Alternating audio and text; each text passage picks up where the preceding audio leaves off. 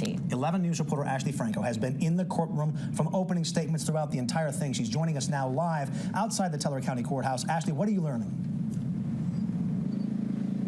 Well, John and Diane, that verdict just came in. The jury says they unanimously found Patrick Frazee guilty of first-degree murders after just 3.5 hours of deliberation. And it seemed this happened a little quick. We just heard closing arguments this morning. The defense says there was no evidence to show that Patrick Frazee committed the crime. The prosecution said all of their evidence pointed toward Patrick Frazee. So again, we just heard in the courtroom that he has been found unanimously guilty of first-degree murder by the jury. Guys, back to you. Ashley Franco, outside the Teller County Courthouse. Have you heard much as far as any reaction goes yet, Ashley? I know you kind of came outside as soon as this was announced, but what are you hearing? Well, I also want to just give you a quick update from our sister station, KCNC.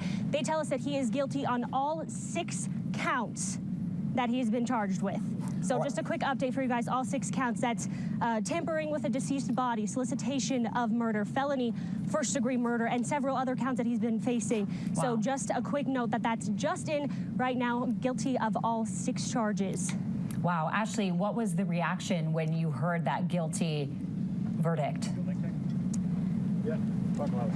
Well, looking at Kelsey Barrett's family first, of course, we saw her dad is in the courtroom right now. The rest of her family is back home, but multiple members of her family just go to him and pat him on the back and give him a little bit of support. Her father was very emotional during that, and Patrick Frazee just had a hung head most of the time from what I saw, but I wanted to get out here and give you as much information as we could, as quick as we possibly could.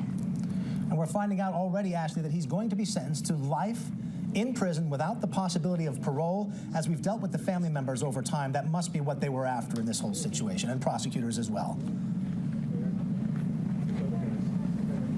Right, Don, and I think we are hearing that that sentencing is a life sentencing. So seeing those family members in court and Kelsey Barrett's dad become emotional during that to finally maybe have a little piece of justice just for the family. Of course, nothing is going to bring Kelsey Barrett back, but maybe this little bit, the closing of this case, can hopefully help that family move forward. Oh, it's such a fascinating development. Ashley, you have been there from moment one when we first reported that she was missing, and it's got to be fascinating for you too to now reach this moment and in what has happened.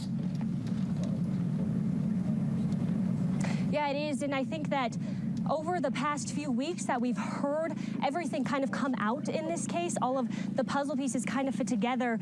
It showed what the prosecution was doing, all of the evidence they had and what they were bringing forward and bringing to the table. And of course, this last witness that the prosecution had, a little bit of a surprise, but a former inmate of Patrick Frazee's testifying that he had a hit list of people he wanted to get gone, to make disappear before the trial. Just a big part of this trial was all of that evidence that we were hearing in just that short amount of time in 2 weeks. So today it's been a big day for everyone, and even just hours ago we were hearing closing statements, and now we have a verdict. Yeah, fascinating. A convicted criminal now, a first-degree murder. That is Ashley Franco reporting live for us.